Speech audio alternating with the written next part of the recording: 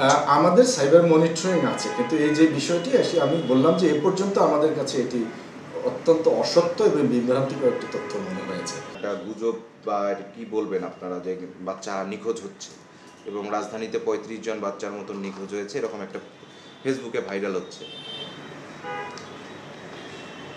আসলে প্রকৃত ঘটনাটা কি?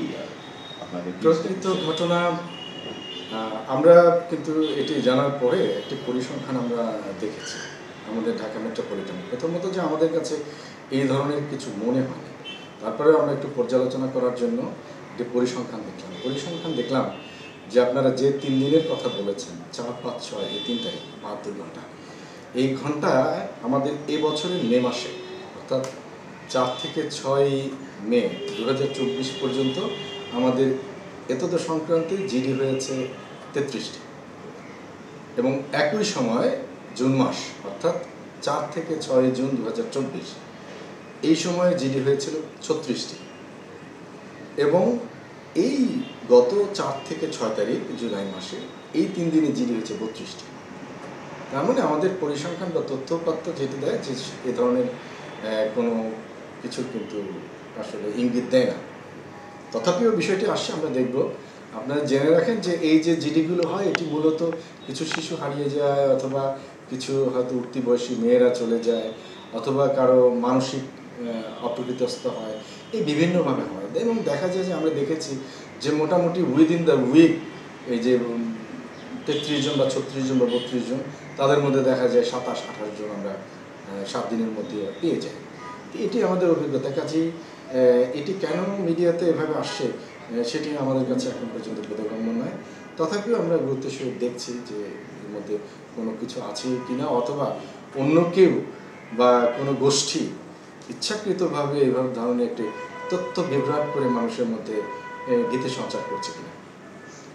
যেহেতু সামাজিক যোগাযোগ মাধ্যমে জিনিসটা ভাইরাল হচ্ছে এবং সবাই দেখছে এবং আতঙ্কিত বোধ করছে তাদের বাচ্চা কাচ্চা নিয়ে, তো আপনারা সাইবার মনিটরিংটা কীভাবে করছেন? আমাদের সাইবার মনিটরিং আছে, কিন্তু এই যে বিষয়টি আমি বললাম যে এ পর্যন্ত আমাদের কাছে এটি অত্যন্ত অসত্য এবং বিভ্রান্তিকর একটি তথ্য মনে হয়েছে।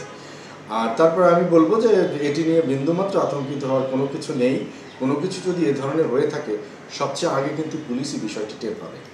যে আমরা যেহেতু টের পাইনি, আমাদের পরিসংখ্যান সে তথ্য দিচ্ছে না, কাজে আমি সম্মানিত নগরবাসীকে বলবো যে তারা যেন নিশ্চিন্ত তাদের স্বাভাবিক জীবনযাপন, স্বাভাবিক কার্যক্রম, বাচ্চাদের যে স্বাভাবিক কার্যক্রম সেটি যেন তারা স্বাভাবিক অবস্থায় রাখে।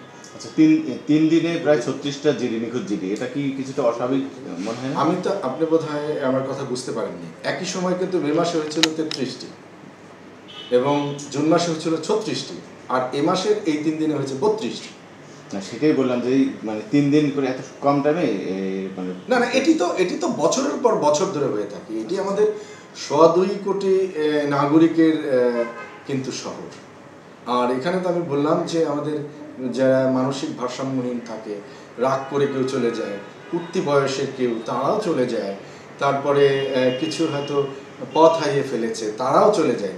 এটি ১টি, ২টি, ৫টি ক্যাটাগরি, অনেক ক্যাটাগরি। আর উইদিন দ্য উইক কিন্তু এটির প্রায় 90% আমাদের রিকভারি হয়ে যায়।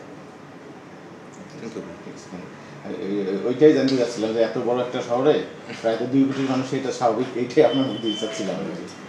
না, ওই যে আপনার পরিসংখ্যানটা তো দেখলেন, আপনি বলার পরে আমি পরিসংখ্যানটা নিয়ে আসি, আমার কাছে আছে, আপনি নিয়ে যেতে পারেন যদি দরকার হয়।